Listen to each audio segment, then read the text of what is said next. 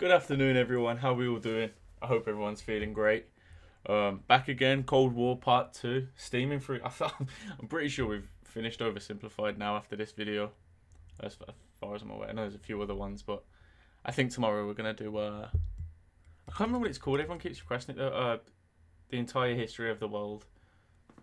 You know what I'm on about. I'm pretty sure a lot of you know. We'll do that tomorrow, unless I find another Oversimplified last minute that we haven't covered. But this should kind of wrap up the 20th century, I think. But yeah, let's get into it. I'm just chatting shit. Link below and get your first 2 months for free. For anyone who thinks recent US history has never been as crazy as it is right now, allow me to present to you the 1960s. Extreme cultural division, major political assassinations, and the closest the world has ever come to nuclear apocalypse. Shocked by the CIA's intrusive methods for putting down socialism in Latin America, a certain Fidel Castro met with a certain Che Guevara in a bar in Mexico City, and the two of them decided they should grow some awesome beards and overthrow the Cuban government, which is exactly what they did. Cuba had been America's summer playground, and America didn't like seeing a communist regime being set up in its own backyard. So the US immediately began training up Cuban exiles to invade Cuba and overthrow Castro. However, as the day of the operation came closer, Kennedy wanted to conceal any US involvement in the plan, so he massively scaled back American air support, and as a result, the Bay of Pigs invasion was a humiliating defeat for America. I don't know how much of this is true. Because, you know, the idea of it has featured in films, but I've heard it in like documentaries and that before, saying that, you know, the mafia played a big part in trying to convince, you know, America to go to war with Cuba. As you know, the mafia was massive at the time, because they had a lot of interest in Cuba, casinos and stuff like that. And as you know, like during World War II, the US government paid a lot of money to the mafia to protect the docks in New York, stuff like that. It could just be a conspiracy theory. I'm not too sure, but yeah, there's a lot of talk about stuff like that. You know, not now, but just how much the mafia was involved back then. I personally don't really believe it. I think it makes sense that Kennedy wouldn't want Cuba as a communist country in his backyard, and anything else was just just another factor in it. That's what I believe. But I've heard you know, a few things like that. But Castro felt there was still an impending US threat to his regime. Meanwhile, in the Soviet Union, Khrushchev had a lot of medium-range nuclear missiles that couldn't reach America, but they could if they were positioned, say, on an exotic Caribbean island off the coast of Florida. Hey, I'm a communist who hates America. You're a communist who hates America. You know what that means? We should fall in love. I was just gonna suggest you set your missiles up in Cuba. Oh. No, you're right. That's a better idea. Be still, my beating heart. On October 14th, 1962, a U-2 spy plane over Cuba noticed something strange. Sir, you need to look at this photograph. You're right. That's the cutest dog I've ever seen. Sir, I was referring more to the Soviet missiles. America freaked out as they realized what was going on. They were completely vulnerable, and they had to act fast. They knew that airstrikes or an invasion of Cuba would likely mean nuclear war with the Soviet Union. So Kennedy came up with another idea, a blockade. The US Navy announced it would stop and search any Soviet ships heading to Cuba, and would sink any that did not comply. In response, the Soviet put its military into full combat readiness. The US did the same, and began drawing up plans for an attack on Cuba. Things were escalating fast, and both superpowers were getting ready for World War III. Emergency communications between the two sides broke down as Khrushchev rejected Kennedy's demands for the missiles to be removed. And for the first time in history, US Defcon 5, anyone want to go get a burger? Defcon 4, Russia please. Someone's about to get liberated. America, and we all dead. The we all dead's a new one. Back in World War II, it kind of only went to America, but, well, I should say America. Strategic Air Command moved to DEFCON 2. DEFCON 1 means nuclear war. The Soviets shot down a U-2 spy plane over Cuba. A Soviet nuclear submarine in the Caribbean mistakenly believed war had already broken out, and two of the senior officers gave the go-ahead to fire. Okay, this is what I was on about last mission, last video, and a few of you in the comments filled me in, and yeah, kind of covered it. Means nuclear war. The Soviets shot down a U-2 spy plane over Cuba. A Soviet nuclear submarine in the Caribbean mistakenly believed war had already broken out, and two of the senior officers gave the go-ahead to fire its nuclear torpedo. Thankfully, the third senior officer, this beautiful man, refused to authorize the decision. The US finalized its preparations, and I kid you not, the day before the US were set to decide the day and time for the Cuban invasion, Khrushchev was like, hey, you know if you just removed your missiles from Turkey, we'd remove ours from Cuba? Yeah. Yeah, that sounds good to me. It was a bit more complicated than that, but at the last second, the two sides finally came to an agreement. Soviet missiles were shipped out of Cuba, and the world breathed one gigantic sigh of relief. Except for one guy, who was bloody livid. Phew! Let's hope that... Fuming.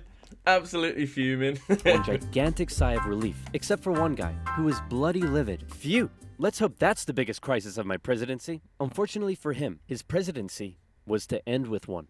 Having nearly blown up the planet, a few changes were made. First, the superpowers agreed to a limited test ban treaty. Secondly, the Soviets ousted Khrushchev and replaced him with Leonid Brezhnev, who was a kisser.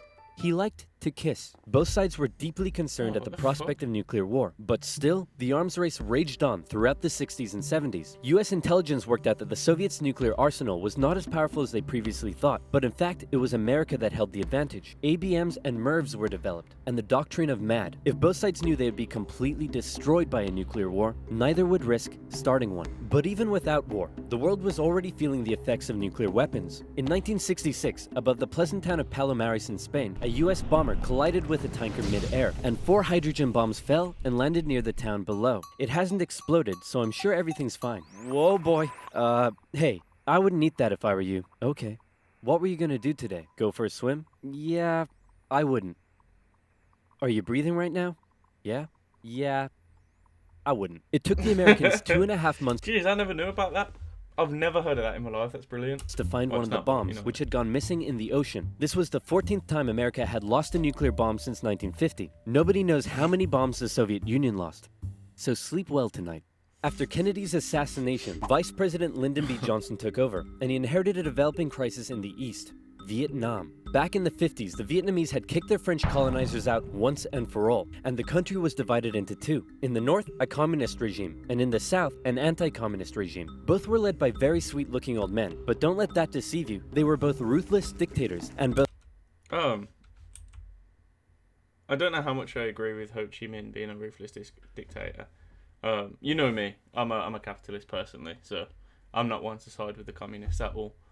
But I know what he's referring to when he says Ho Chi Minh's a dictator, but Ho Chi Minh actually lived a really interesting life. I think he lived in Paris for a bit. I'm pretty sure he pursued dreams of being an artist at one point, a bit like Hitler.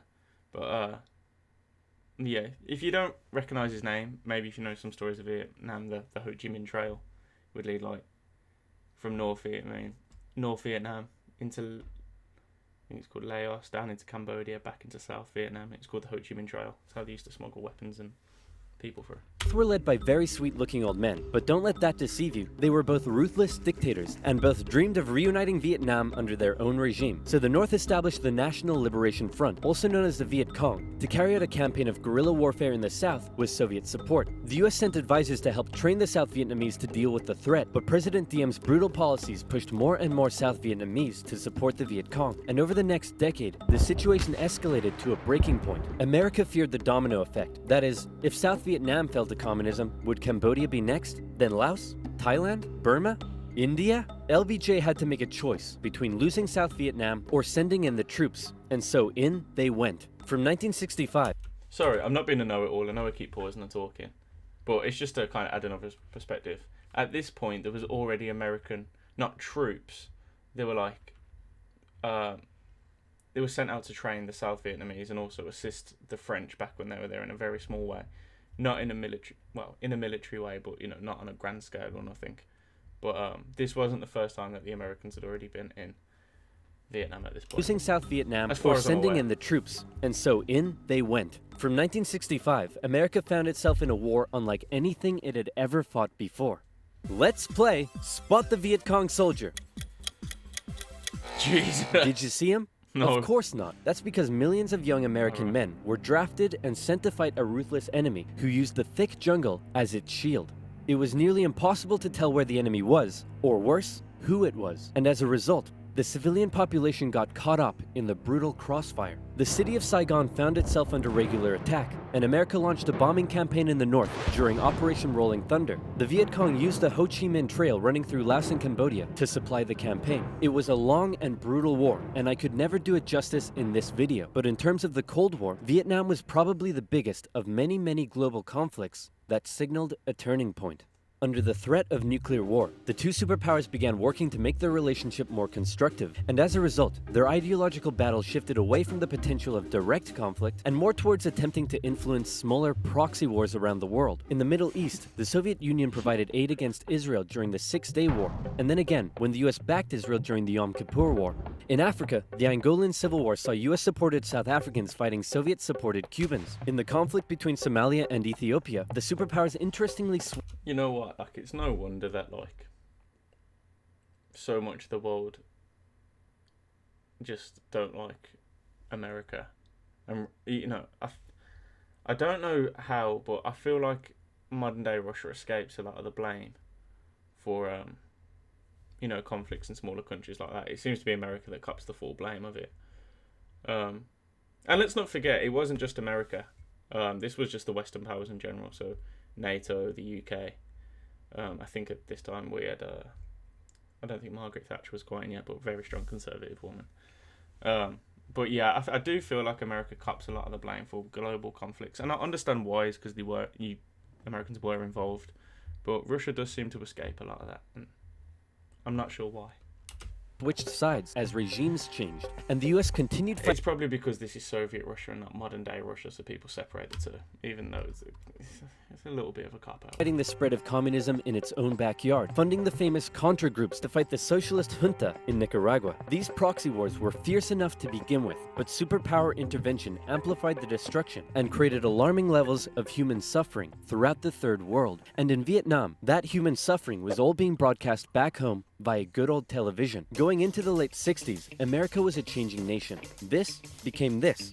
This became this. And this became this. The new slogan that was this. I didn't see what it was. This became this. And this became Oh, this. right, okay. The new slogan that was taking root. Make love, not war. The majority of Americans did not approve of Johnson's handling of the Vietnam War. And in 1968, a silent majority elected law and order candidate Richard Nixon. As the Vietnam War appeared to be increasingly unwinnable and public opinion turning increasingly sour, Nixon made the decision to begin bringing the troops home and ended U.S. involvement in Vietnam by 1973. 2 years later, the South fell. The Cold War was now taking its toll on both superpowers. In Russia, a huge percentage of the budget was still going to the military. People were still hungry, and they just didn't have access to the same lifestyle and goods as the West. And what did they have to show for it? They weren't even winning the space race anymore. Both sides needed to reduce spending in order to rescue their economies, and so both welcomed with open arms an easing of hostilities, otherwise known as detente. To improve relations, open arms, and easing of hostilities, otherwise known as detente. The easing of hostility or strange relations, especially between countries, to kiss and make up, diplomatically speaking. Detente. I'd never heard that.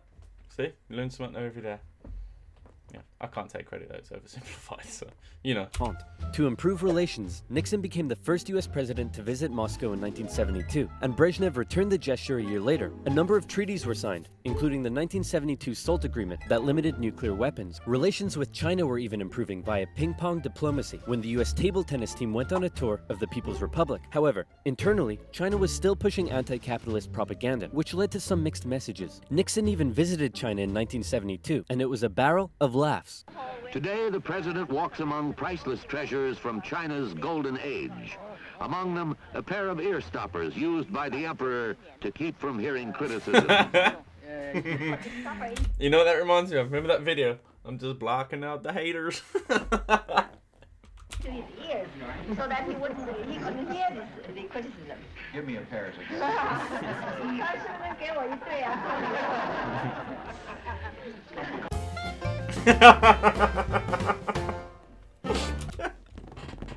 It's funny because he knows that's such a shit, dumb joke, but they all feel the need to laugh, so it's just like there's an underlying air of just awkwardness.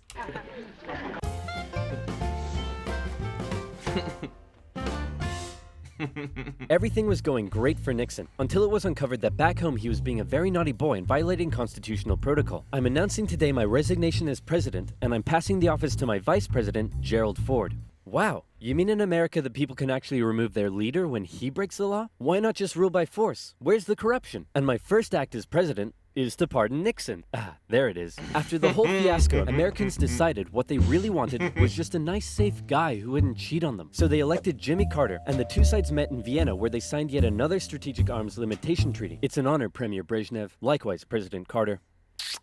Please don't do that. But that's not to say there was no longer any tension between the two sides, because there was. Heaps of it. Once again, the Soviet Union put down further attempts at reform and rebellion in the Eastern Bloc. The Euro missile crisis saw new and improved classes of intermediate-range missiles being deployed in Europe. In 1979, the Soviets thought it would be a good idea if they had their own Vietnam and invaded Afghanistan to prevent a US-sponsored Islamic insurgency. And in response to these various crises, Olympic Games were boycotted. Conservatives were concerned that US policy had become too soft, and in 1980, they decided they wanted a president who would be tough on communism, so they elected Ronald Reagan. And Reagan came in guns blazing. Yeah. Concerned at the Soviet Union's human rights...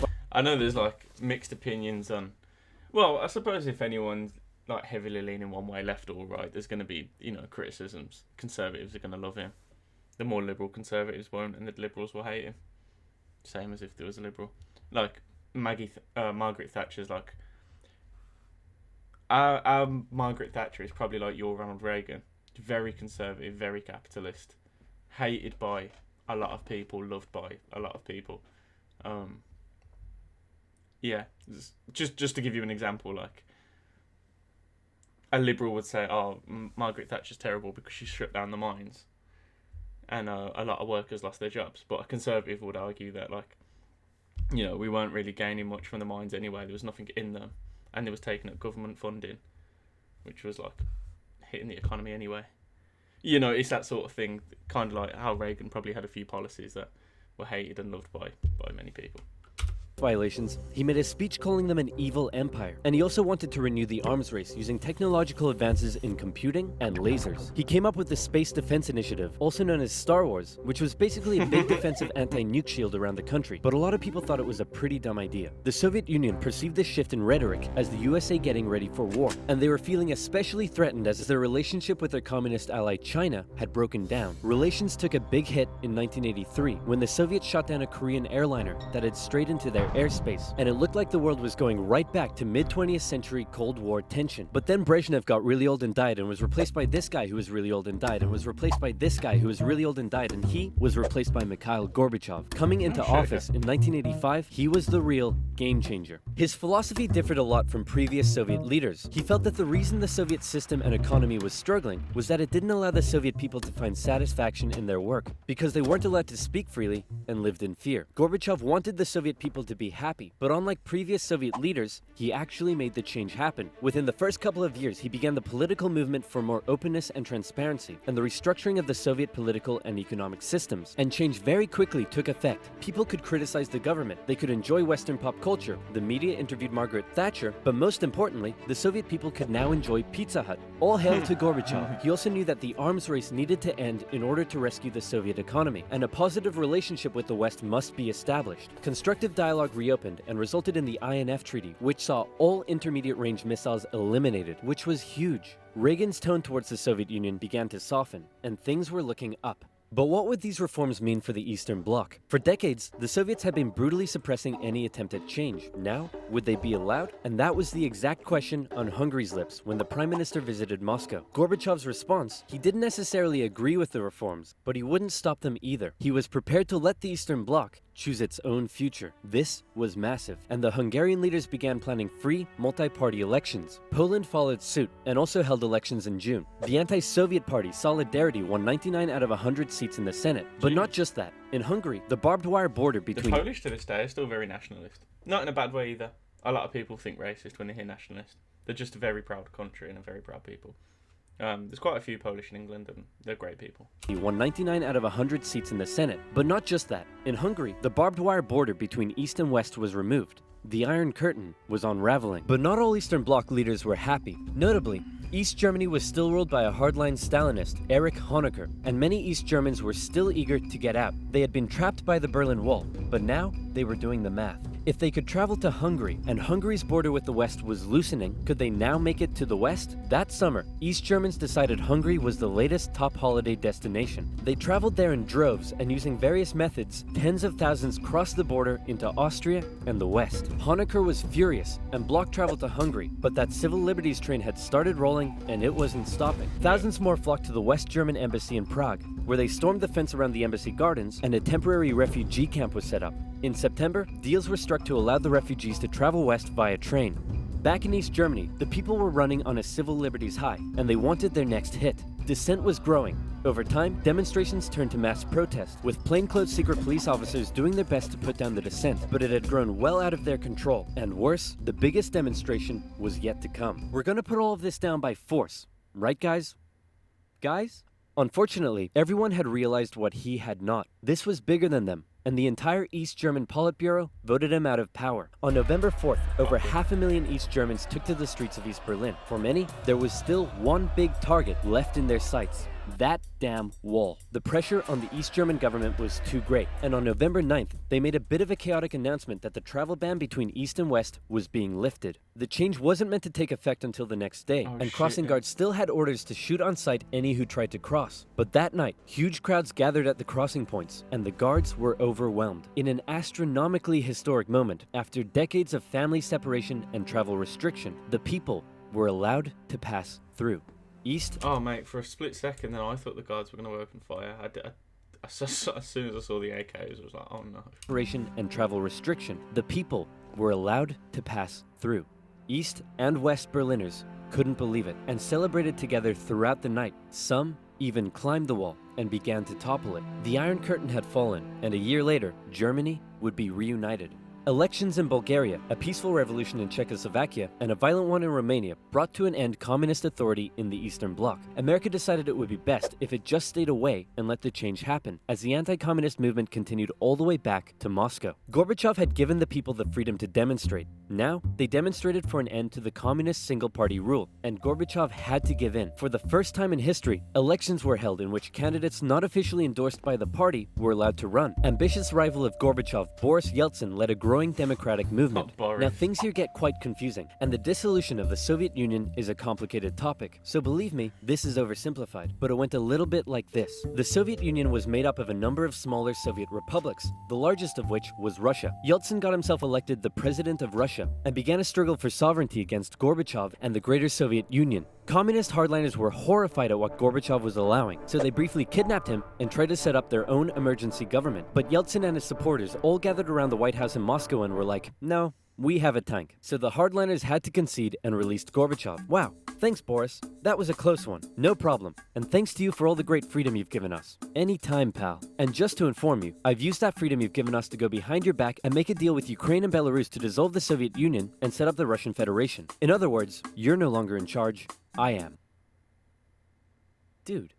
So uncool. Yeah, so decades of tension and the everlasting threat of nuclear war finally came to an end as democratic governments were established in many of the old Soviet republics, and the world got along together forever after. Right, guys? Hey, this modern art thing is growing. World War III coming soon to a TV near you. Man, that was a good video. I learnt a lot.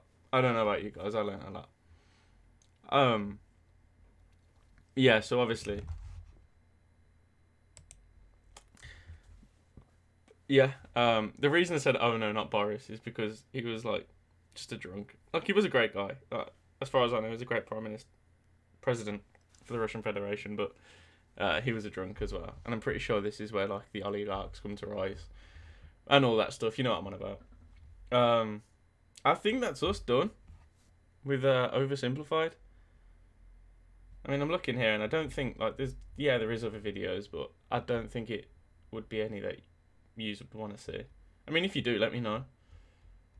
But I think you guys like to get a British perspective on American conflicts. That's kind of what I've picked up. So to see me react to the Falklands would just be a bit... I don't know. Maybe I'm wrong. But as it stands, tomorrow I'll do... what is it called? The history of the entire world. And then someone said, how big is the universe? That was meant to be a good one. But yeah, let me know what you guys want to see. And yeah, I'll get it done. You know how it is. But thanks for joining me. You know, the usual, man. Like, comment, subscribe, all of that stuff. And peace out, guys. I'll catch you in a second. Well, in a second. See you tomorrow.